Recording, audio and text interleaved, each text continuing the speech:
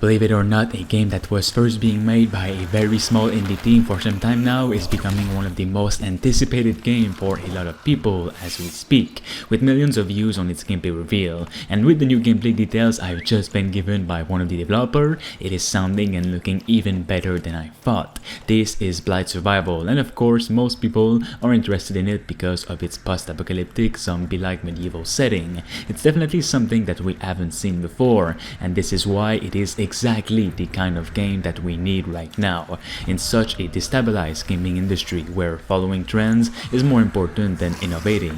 We have got a lot of details to get into as well as actual big news on the game, so let's get into this single player and PvE game. Now first of all, quick description. Blight Survival is a medieval single player and cooperative extraction light pitting you and up to 3 other players against different kind of mortals and different kinds of monsters in a desperate attempt to reach and destroy the source of the blight, a deadly affliction that plagues this god-forsaken land where almost every warrior, every peasant has been affected by this post-apocalyptic change that no one ever thought would happen. The reveal of Blight blew everyone's expectations, and especially the developers working on it, which thanks to the game gaining a huge amount of popularity, things have changed quite a lot at their studio. It is said they are unfathomably humbled by the sheer amount of support and love that has been pouring in over the last couple of months in the wake of this gameplay reveal. It brings them great joy to see all of the amazing suggestions of some they're sure will make it into the final game thanks to you guys. With this, they just revealed they have expanded the team and can now finally announce that they have onboarded 10 industry veteran developers who have worked on massive games before that are now joining the team working on Blight.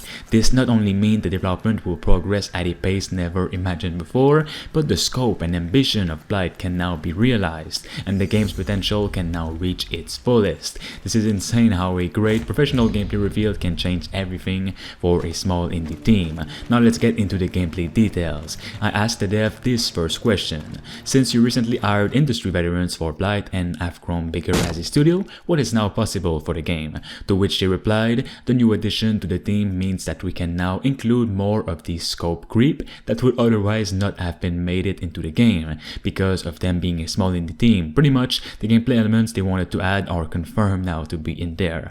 As for the specifics, I can't really say much as those systems are now being shuffled around, he said. Next question I asked, does this also mean the game will release later than planned, since you now have a lot of opportunities at your disposal? To which he replied, the game is slated to release at the same internal time, but having onboarded such a massive amount of talent, we are taking a step back in order to take 2 steps forward. Once we build momentum, we will be able to achieve much more than when it was just me and my friend. Next question I asked, Blight Survival will have different dangerous environments to explore alone and with friends. If you do have new biomes to create in mind, are you able to give details on what it'll be about / look like? Do these biomes have a story to it?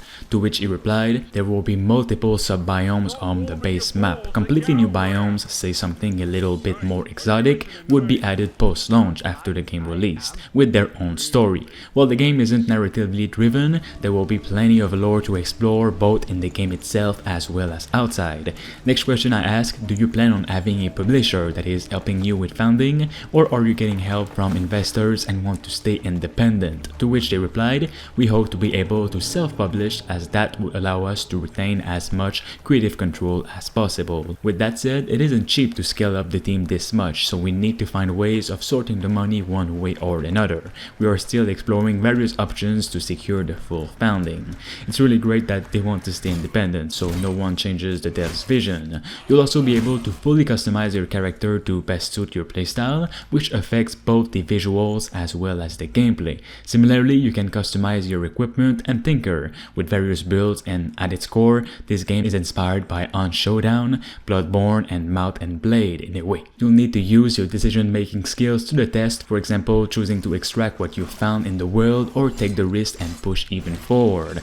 You'll first select from a diverse range of weapons, armor, talents, and customize them to best suit your playstyle. And finally, explore the war-ravaged lands in a world filled with secrets and hidden treasures waiting to be discovered. If you're excited for this game, like the video right now and subscribe for more.